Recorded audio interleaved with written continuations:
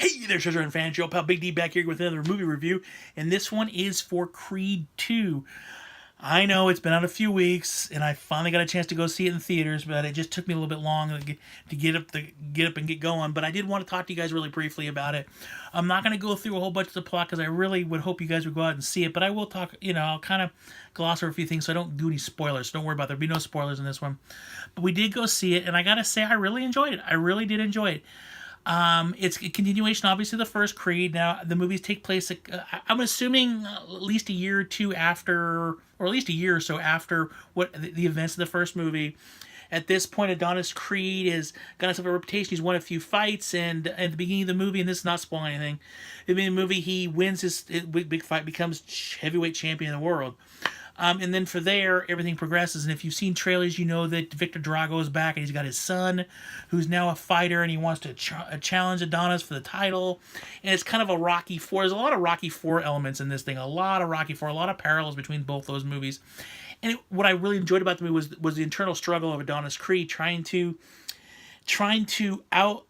get from behind his father's legacy, because his father was a champion. His father won major awards, won so many matches in the ring and stuff like that, and his father is a big figure, and it was really hard for him to follow. And this movie still takes that path of like him still trying to get out from it, even though he's heavyweight champion of the world now. He's still in the shadow of his father, Apollo Creed. So it's very interesting to watch and see how he handles the situation. And then you throw in this curveball with this guy walking up who has a son, and this guy who's walking up killed his father.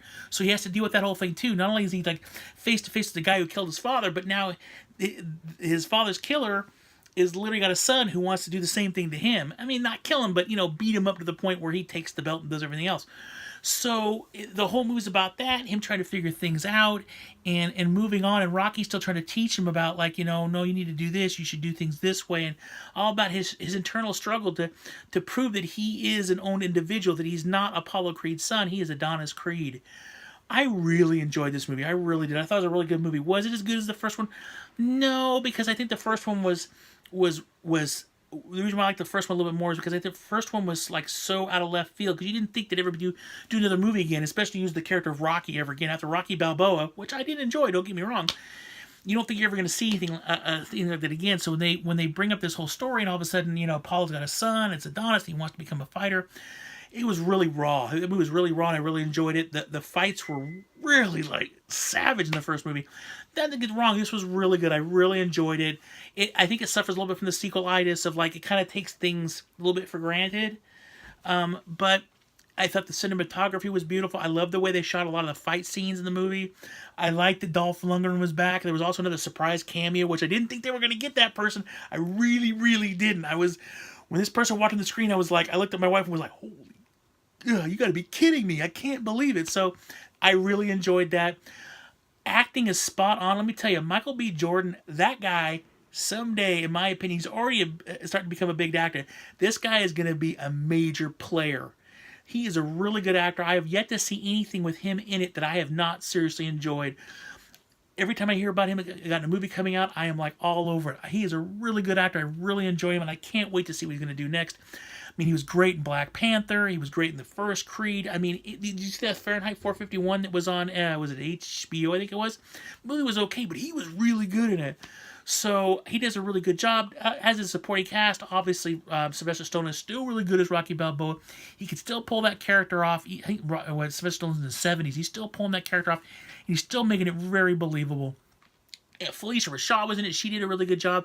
I mean, everybody was in that movie. Dolph Lundgren was awesome in the movie. It was great to see him back. I mean, you've seen Stallone and Dolph Lundgren again in the Expendables movies, but this was back. There's an epic scene towards the beginning of the movie where those two see each other again, and they haven't seen each other since that fight in Rocky IV, and just you could feel the tension. It was great. It was really well filmed. I loved it. It just drew me in. So I really like this movie. I think it's really well done. I would highly recommend you go to see it, because it's definitely a really good movie. I mean, you'll really have fun. You sit back, grab some corn, and you just be thoroughly enjoy it. I guarantee it. If I was to give this, my Red Vine review, 1 being the worst, 10 being the best Red Vines, I'd give this a solid 8.5. I think there's a little bit of work here. Again, it suffered to me a little bit of sequelitis because it kind of takes things for granted, and you're kind of like, they kind of get a little bit repetitive a little bit. And you're like, yeah, they did that in the first movie. Okay, let's move on. But that's with every sequel. You really can't get around that. They always have to draw back from the first one. So, but I really did enjoy it. I would highly recommend you go out and see it. I would venture to gather that you're probably going to see within a couple weeks it's announced for Blu-ray, probably February. I would imagine February, March, the latest. So it'll be out soon, but definitely check it out when it comes out on Blu-ray, DVD. I'm sure there'll be a steelbook. You know, I would definitely rent it or buy it because you'll enjoy it. Trust me, you'll really enjoy it. Although I do know at this point, Sylvester Stallone said he was going to close the chapter on Rocky. So if they are to do a third one, I would imagine moving forward, Rocky probably won't be part of it. So that'd be very interesting to see. Although, you know, Michael B. Jordan might not want to do another one. Might not want to get typecast as that character. He might want to move on to do other things. So we'll see. Otherwise, great movie. Awesome. Definite thumbs up. Wow. I can't believe I just did the thumbs up, man. Okay, I am old. I will overly admit this. I'm in my mid-40s, okay? So on here, do you guys remember Siskel and Ebert? Remember they used to do the thumbs up thing? Like once a week they'd have the at the movies, you know? I haven't thought about that in years, but I give a thumbs up, 2 thumbs up for sure. That is it for this review. Let me know down below. Did you guys see Creed 2? What'd you think about it? Did you like it? Did you not like it? Let me know. Please click the like button if you enjoyed this video. Please click, you know, sometimes I get really tongue-tied. Please click the subscribe button if you want to see more videos from Big D. Also click that little bell. Every time I put a video up, that little bell will notify you that I put another video up. Thank you guys all for watching this video. You guys rock. Everybody take care. Always remember to keep hunting because you just never know what you're going to find. And as always, live long and prosper.